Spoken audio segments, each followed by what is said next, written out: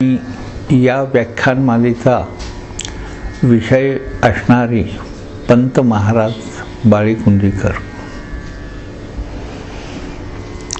अलौकिक महापुरुषाचा जन्म हा परमात्म्याच्या इच्छेनं युगायुगामध्ये धर्माच्या आवश्यकतेनुसार किंबहुना धर्माच्या उत्तम संस्थापनेसाठी म्हणून होत असतो आणि तशा प्रकारचं वचन भगवंतांनी दिलेलं आहे. भगवंतांनी दिलेलं आहे असं म्हणण्याचं कारण, जरी गीता प्रणीत हा विषय असला तरीसुद्धा अनेक आर्त जेव्हा पृथ्वीवर वेगवेगळ्या व्यथेनं तळमळतात आणि अव्यक्ताविषयी विशेष अशा प्रकारची अनुकूलता आपणाला लाभावी म्हणून प्रयत्नशील होतात आणि यानं त्या प्रकारे त्या अव्यक्त शक्तीला हाक मारू लागतात, तेव्हा भगवंताला अवतार घ्यावा लागतो. यदा यदा हि धर्मस्य ग्लानिर्भवति भारत. धर्माला ग्लानी जेव्हा येते तेव्हा मी अवतार घेतो असं भगवंतांनी सांगितलेलं आहे. पण धर्म म्हणजे काय? तर धर्म हा केवळ ग्रंथामध्ये असणारा किंवा विविक्षित अशा प्रकारच्या कर्मकांडांनी युक्त किंबहुना विविध प्रकारच्या विचार प्रणाली प्रस्तुत करणारा मांडणारा तो धर्म असं म्हणणं थोडंसं धार्ष्ट्याचं होतं. धर्माचा खरा अर्थ असा आहे की जो उत्तम धारणा करायला शिकवतो त्याला धर्म असं म्हणतात. आणि उत्तम धारणा या कशाशी निगडीत आहेत याच्यावर जर आपण विचार केला तर आपणाला असं आढळून येईल की या धारणा या विचारांशी निगडीत असतात. ज्या वेळा धर्माचं व्यवस्थापन उत्तम रीतीनं व्हावं असं वाटत असतं तेव्हा त्या व्यवस्थापनासाठी म्हणून विचारही शुद्ध असावे लागतात. त्याचबरोबर विचारांचं महत्त्व अशासाठी आहे की विचार हा आचाराच्या मागे असतो आणि आचार, विचार आणि उच्चार या तिहींचा जर सुंदर समन्वय झाला तर धारणा ही सुंदर होते, मनुष्याचं जीवन हे मंगल होतं. आणि असा मनुष्य जो आहे तो पृथ्वीला सुद्धा आपलासा वाटायला लागतो, धरती मातेला तो भार वाटत नाही. तर यदा यदा हि धर्मस्य ग्लानिर्भवति भारत अभ्युत्थानम अधर्मस्य तदात्मानं सृजाम्यहम असं भगवंतांनी म्हटलेलं आहे. माझं सृजन किंवा माझं येणं हे कशावर अवलंबून आहे? तर धर्माची ग्लानी जेव्हा होते, लोक सद्विचारापासून जेव्हा दूर जातात किंबहुना लोकांच्यामध्ये भ्रम जेव्हा निर्माण होतो, या भ्रमाला अध्यात्मशास्त्रामध्ये आत्मभ्रम असं म्हणतात. हा आत्मभ्रम जर निर्माण झाला तर मनुष्याचं जीवन हे त्याला सुद्धा थोडंसं असह्य होत जातं, तो असंतुलित होतो आणि त्याला असं वाटायला लागतं की मला कोणाची तरी शांतीसाठी म्हणून मदत हवी आहे. आणि ही शांती ही तात्कालिक अशा प्रकारची शांती नाही, तर ही शांती किंवा हा लाभ हा अशा प्रकारचा अभिप्रेत असतो की जो लाभ झाल्यामुळं मनुष्य तृप्ती अनुभवतो आणि आपलं जीवन हे कृतकाज झालेलं आहे, पूर्ण झालेलं आहे अशी अनुभूती त्याला येते. अशा प्रकारचं जीवन सद्गुरुनाथ महाराजांच्या कृपेशिवाय प्रसन्न होत नाही, संतुलित राहत नाही आणि त्याचबरोबर हे जीवन अधिकाधिक समृद्ध होण्यासाठी म्हणून सद्गुरूंची कृपा ही नेहमी कार्यरत होत असते. ज्ञानेश्वर माऊलींसारख्या संतांनी फार सुरेख रीतीनं असा विचार मांडला की सद्गुरुनाथ महाराज हे माझ्या हृदयातच आहेत. हृदयात आहेत हे अशासाठी त्याने म्हटलं की ते प्राणतत्व जे आहे की ज्या योगे सर्व जगताचं प्रचलन होतं, विश्वाचं प्रचलन होतं, ते माझ्या अंतःकरणात प्रादुर्भूत झाल्या कारणानं आणि ते तत्व म्हणजे दुसरं तिसरं कोणतंही तत्व नसून सद्गुरू तत्व आहे आणि त्या तत्वाच्या आधारानं म्हणून मी जीवन व्यतीत करण्याला प्रवृत्त झालो असल्या कारणानं किंबहुना त्या तत्वाची पूर्णानुभूती मला असल्या कारणानं ते माझ्या हृदयात आहेत. मदहृदयी श्री सद्गुरू जेणे तरिलो हा संसार ज्या योगे हा संसार जो आहे आणि संसाराच्या या महापुरात तरण्यासाठी सद्गुरूंची कृपा ही आवश्यक आहे. त्या कृपेमुळं नेमकेपणानं काय होतं तर ज्या मानवी देहाच्या रूपानं आपण वावरत असतो त्या देहाला असं वाटायला लागतं की आपली कार्य जी आहेत ती चालू आहे, म्हणजे माझं आयुष्य असं आणि एक प्रकारची अनुभूती, एक प्रकारची संपन्नता, एक प्रकारची मंगलता, एक प्रकारचा आनंद, जो आनंद खऱ्या अर्थानं ज्याला स्वानंद असं अध्यात्म क्षेत्रामध्ये म्हटलेला आहे असा आनंद मिळत जातो. ज्ञानेश्वर माऊली असं म्हणतात, मदहृदयी श्री सद्गुरू जेणे तरिलो हा संसार पुरू, म्हणून विशेष अत्यादरू विवेकावरी. आणि म्हणूनच माझं विवेकावर फार प्रेम आहे. विवेक म्हणजे काय याविषयी जर आपण विचार करायचा ठरवलं तर केवळ विचारानं विवेक या शब्दाची व्याप्ती किंवा प्रचिती येत नाही. तर विवेकासाठी म्हणून मनुष्याला कृपा संपादन करावी लागते, आत्मतल्लीन व्हावं लागतं, अंतर्मुख व्हावं लागतं, काही साधन करावं लागतं आणि जो पूर्ण आहे त्याच्या स्मरणात राहावं लागतं, अनुसंधान ठेवावं लागतं. तरच विवेक अंतःकरणामध्ये जागृत होतो, प्रगट होतो. ज्या महान अवतारी विभूतीच्या संदर्भात आपण विचार करणार आहोत त्यांना पंत या नावानं संबोधलं जातं आणि त्यांचं स्थान बाळेकुंद्रीला आहे.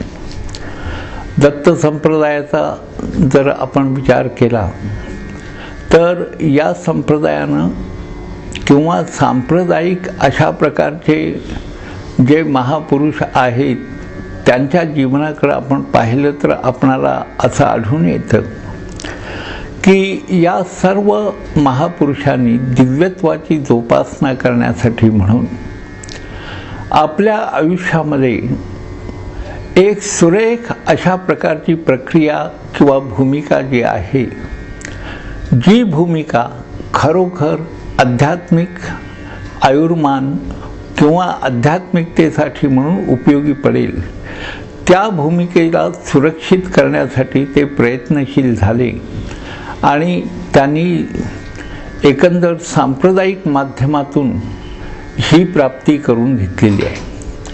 15व्या शतकामध्ये श्रीपाद श्री वल्लभ आणि श्री नरसिंह सरस्वती हे दोन पूर्णावतारी अशा प्रकारचे दत्त संप्रदायातले दोन महापुरुष निर्माण झाले आणि त्यांनी भारतभूमीला संतुलित केलेलं आहे. हे त्यांचं संतुलित करणं जे आहे त्याच्यावर जर आपण विचार केला तर त्यांचं कार्य आपण पाहिलं तर आपणाला असं आढळून येईल की ते कार्य म्हणजे केवळ सकाम भक्तांची इच्छा पूर्ण करणं एवढंच त्यांचं कार्य नाही, तर त्यांचं कार्य असं आहे की जे त्यांच्या एकंदर उपदेशाचा लाभ करून घेतील किंवा त्यांच्या उपदेशानुसार जे वर्तन करतील, अंतःकरणात भावजागृती करत करत त्यांना जे हाका मारत राहतील,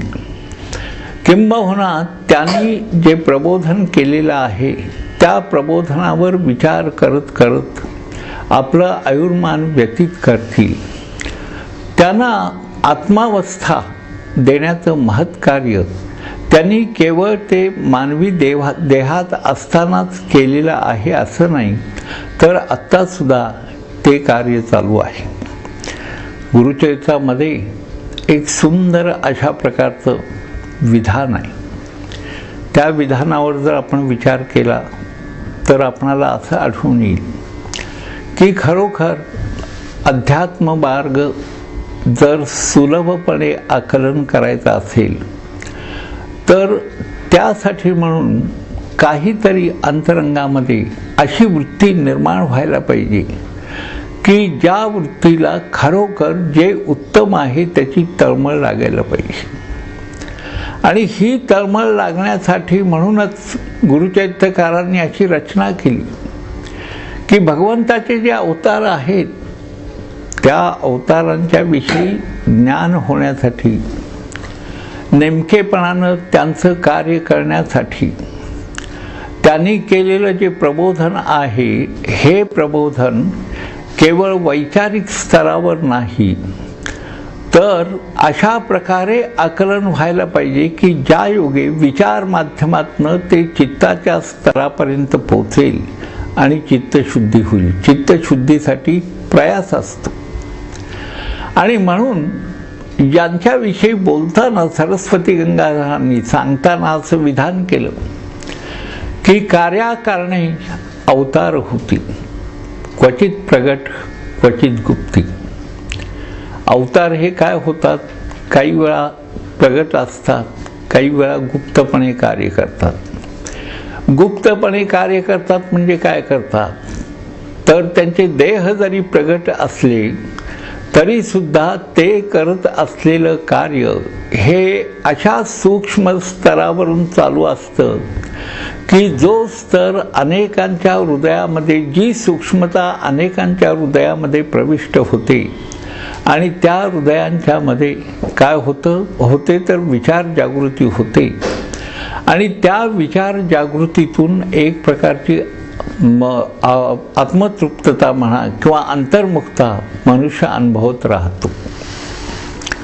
पंतांचं जीवन जे आहे बाळकुंजी महाराजांचं, या जीवनाविषयी केवळ अभ्यास करून चालणार नाही, तर पंतांनी केलेला जो बोध आहे त्या बोधाचं आपण अनुसंधान करायला पाहिजे.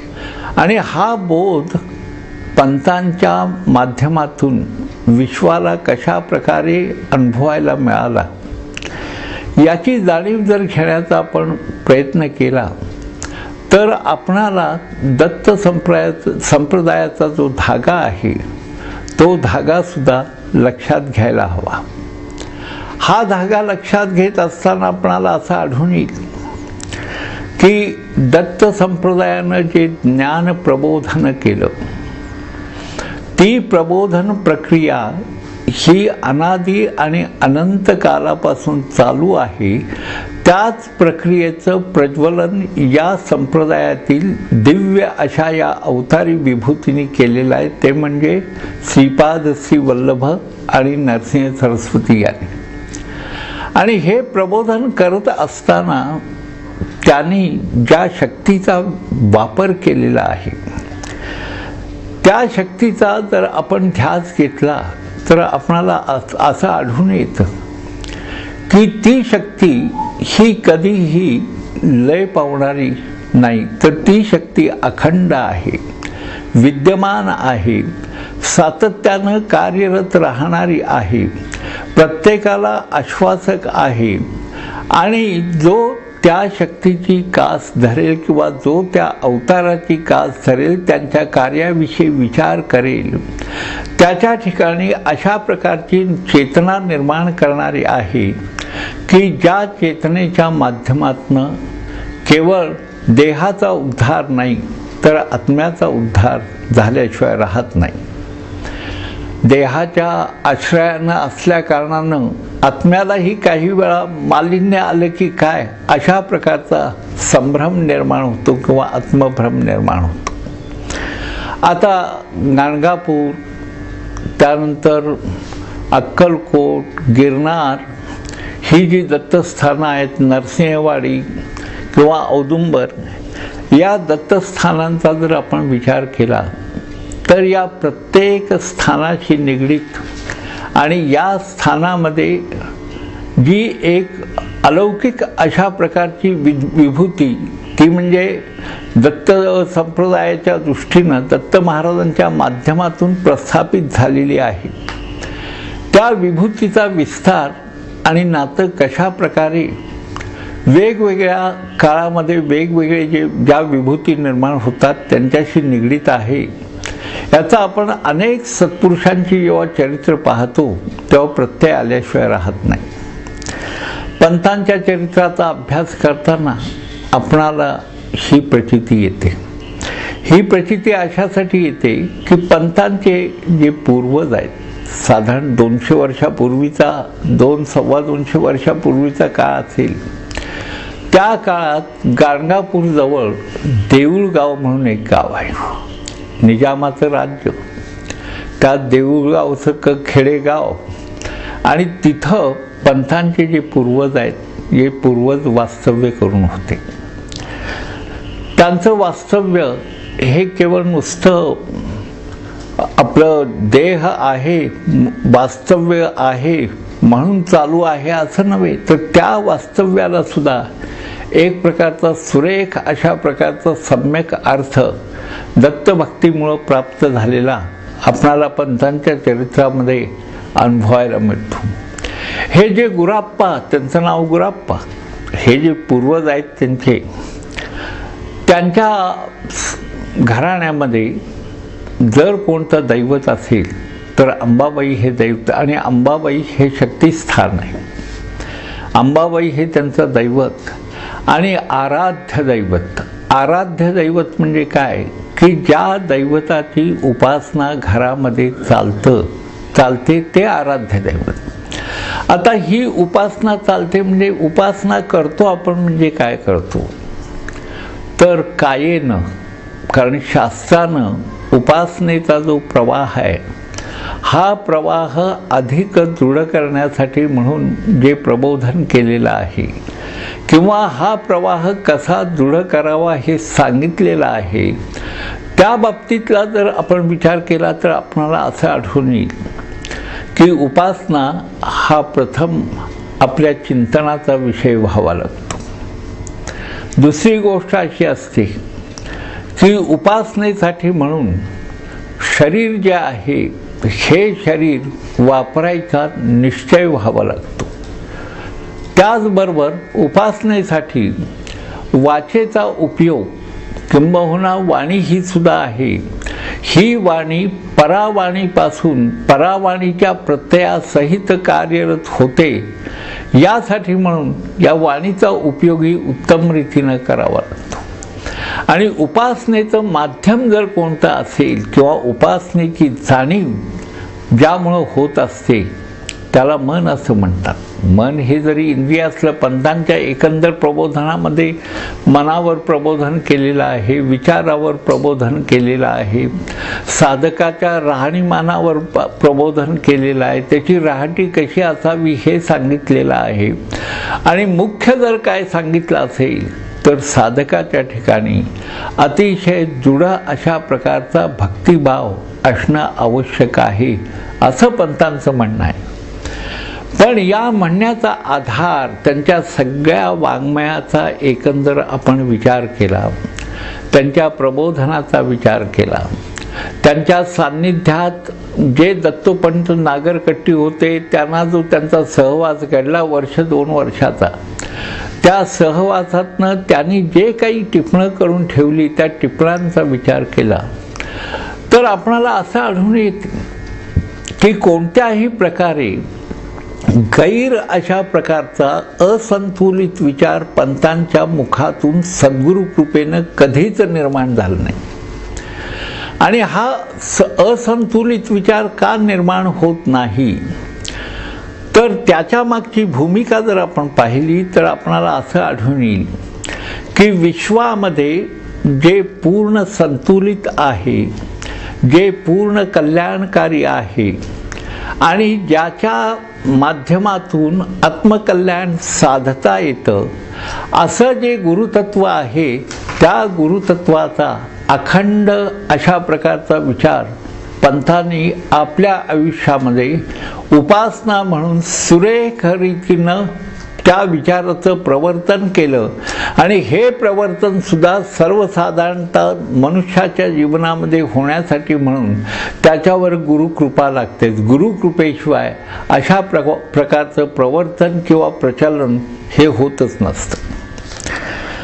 तेव्हा देऊळगावमध्ये पंतांचे पूर्वज गुराप्पा त्यांचे जे काही त्यावेळात त्यांचे नात्यातले किंवा त्यांच्या पूर्वजापैकी होते आणि त्यांची जी अपत्य होती किंवा त्यांच्या घराण्यामध्ये जी दैवतं, त्या दैवतांचा विचार करा. एक जगदंबा, जगदंबा म्हणजे शक्ती आहे.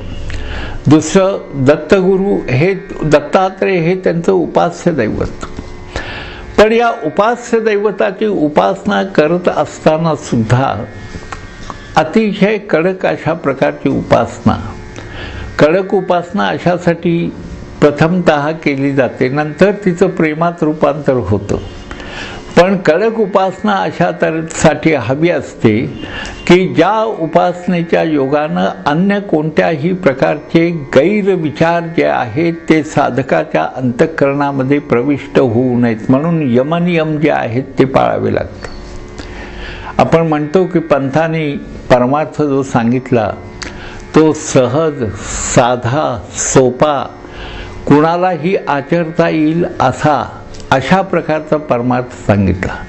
पण हा परमार्थ सांगत असताना त्यांच्या जीवनाचा आपण जर अभ्यास केला तर संसार न सोडता, प्रपंच उपाधीचा तिरस्कार न करता, ती उपाधी सुद्धा संतुलित करत करत करत किंवा जे काही क्लेश प्रापंचिक त्यांना भोगावे लागले त्या क्लेशासहित कुटुंबाचा संभार जो आहे तो संभार सुद्धा सांभाळत त्यांनी आपली अनुसंधानाची प्रक्रिया जी आहे ही कायम ठेवलेली आहे. पण अशी वृत्ती अशा महापुरुषांच्या मध्ये निर्माण होते, त्यांना आपण आता अवतार म्हणतो. पण त्यांचं जीवन जर आपण पाहायला गेलो तर आपल्यासारखं जीवन आहे. सामान्यापासून असामान्यापर्यंत, असामान्यत्वापर्यंत पोचण्यासाठी आवश्यक असणारा जो क्रमविकास आहे हा क्रमविकास पंथांनी कधीही डावललेला नाही. हाही विचार आपण आपल्या अंतःकरणामध्ये जतन करून ठेवायला पाहिजे. किंवा कोणत्याही प्रकारे मी अलौकिक आहे. ज्ञानेश्वर माऊलींनी आज सांगितले की अलौकिक नोहावे लोकांप्रती. जगामध्ये आपण राहावं, पण जगामध्ये राहत असताना जगापेक्षा मी काहीतरी वेगळा आहे किंवा माझ्या ठिकाणी असामान्य अशा प्रकारचं काहीतरी कर्तृत्व आहे, सामर्थ्य आहे, असा भाव पंथांच्या अंतःकरणाला कधी या भावानं स्पर्श केला नाही. तर त्यांचा भाव असा होता की विश्वातलं जे अभावात्मक आहे त्या सर्व बाजूला व्हावं आणि शुद्ध भाव अंतःकरणामध्ये राहावा. तो कसा हे आपण पुढल्या प्रवचनामध्ये पाहणार आहोत.